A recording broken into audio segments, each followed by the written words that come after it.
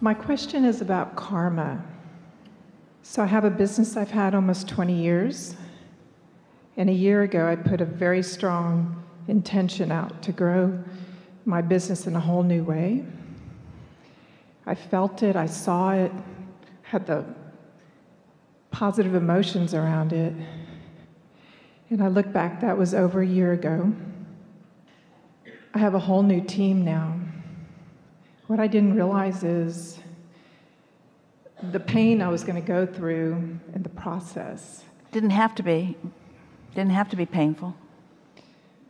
It was painful, but I look back on it as a transformation that was amazing. But we're not really encouraging that kind of conversation because it makes people think that they have to have pain in order to have gain, and that just isn't true. But it often is true when your desire is stronger than your ability to align with what you desire. If you have a strong desire and you have beliefs that contradict it, you're going to get your desire, but it's going to be a painful process, but it doesn't need to. And knowing what you now know, it will never need to be again. Can you say that again? When you have a strong desire, anything that you think about it becomes a player. So if you have beliefs that contradict your desire, those beliefs are going to get in the way. A car that's going 5 miles an hour and hits a tree, not really a big problem. But if you're going 100 miles an hour and you hit a tree, that tree, which is the resistance, is a big problem. So when your desire is strong, your desire can still triumph over your lackful belief, but it's painful in the unfolding. So once you know that, in other words, it doesn't have to be painful again, just from what you've learned from the conversation that we've had here today, just from what you've taken in as a result of these words that we have shared together today.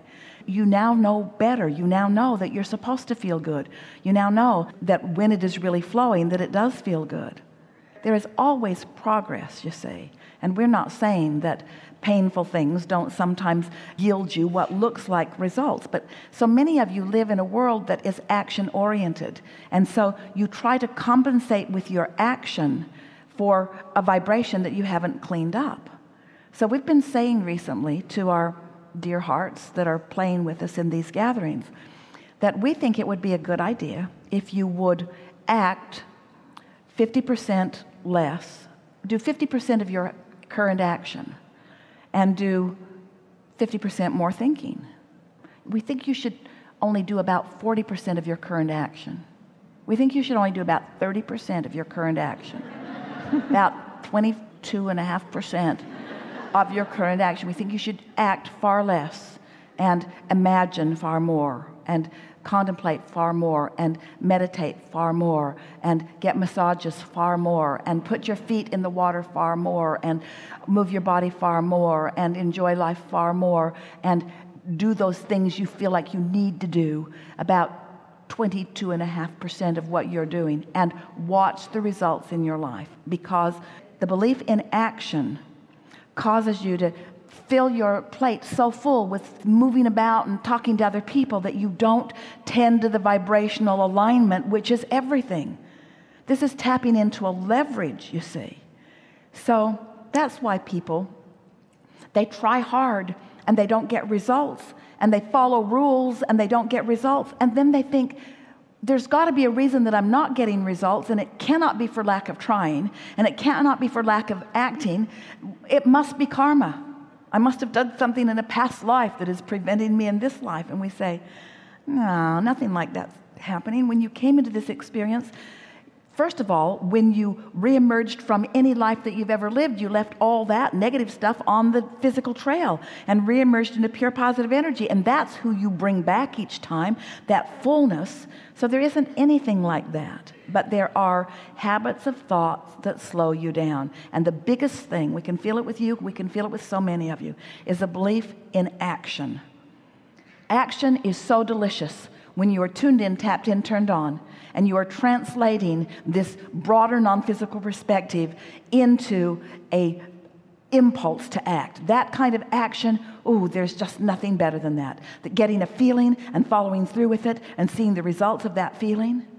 But action just for the sake of action, action to fix things that are broken, or action to compensate, or action to make up, or action to make an impression, action in and of itself without inspiration is counterproductive.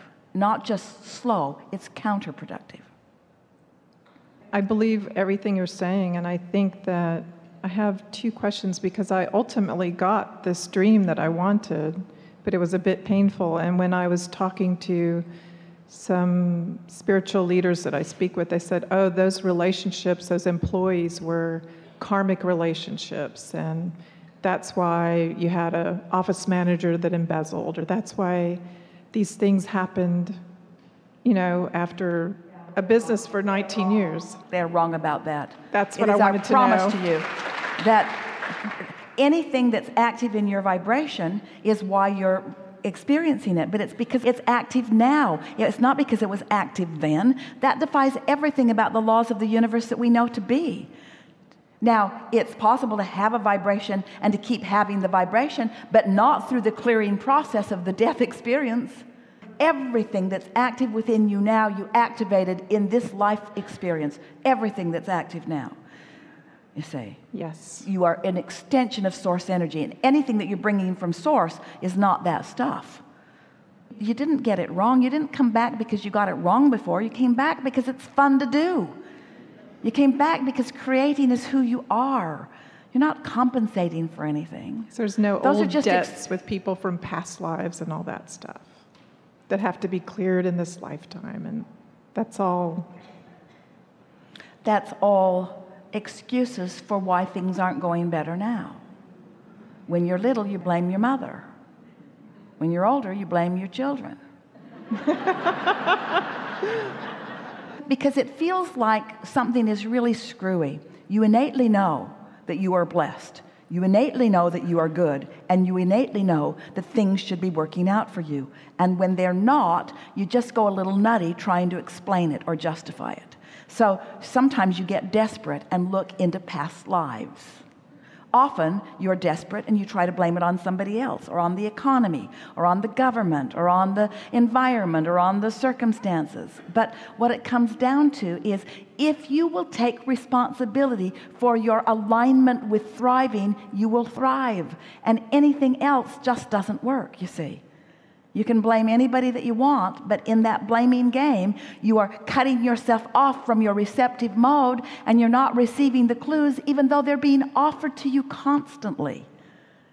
It's so exhilarating to watch you, because we can feel the power of your desire. And sometimes, in contrast, your desire just gets stronger and stronger and stronger. And we know that eventually your desire will get strong enough that you'll have a breakthrough.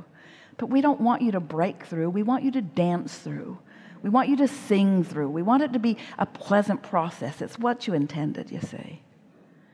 We have enjoyed every segment of this interaction. It has been delicious to visit with you. It's been delicious to feel you, to know what's coming for you, to anticipate with you, to feel the perfection of that which is you, and to anticipate your recognition of it in the way that we feel it. It is so satisfying to us when you figure out what we've already figured out about you. Have a good time. Be easy about it. There's nothing serious going on. There is great love here for you. And as always, we remain in your vortex.